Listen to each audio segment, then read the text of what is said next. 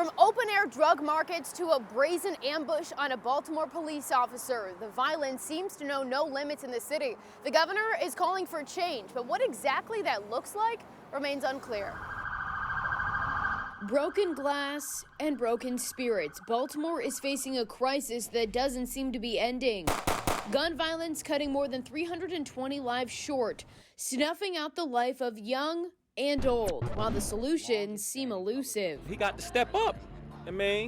As you can see, look at our neighborhoods. Crime is at an all-time high. A recall of current elected leaders is not an option without changing the city's charter.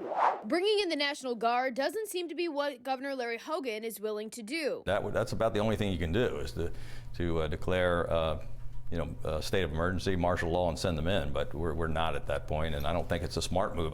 I've asked about putting the city in receivership, implementing an emergency leader, one to take charge of the city that continues to see and live through trauma of violence night and day. Would you put the city in any sort of receivership or emergency manager situation over the crime? I'm not sure there's a way to do that legally. The only way would be to declare a state of emergency and take over, send in the National Guard. I don't anticipate that at this point. We're going to take every other action we can. The governor says the best thing to happen is to crack down on repeat violent offenders, an issue he's taken up with the city state's attorney, Marilyn Mosby, who brushes off the criticisms. I regret even having to respond to the likes of this governor.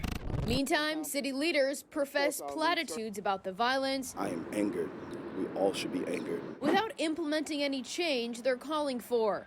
And while the soundtrack of the city continues to fill the air as another year nears an end, with no end in sight to the violence. While lawmakers seem to be pretty sluggish in Annapolis, talking about targeting anti-crime plans, the governor has put an ultimatum on the table for City State's Attorney Marilyn Mosby. Produce some data and information regarding the number of prosecutions from her office, or the state's funding is on the line. In Baltimore, Mackenzie Frost, Fox 45 News.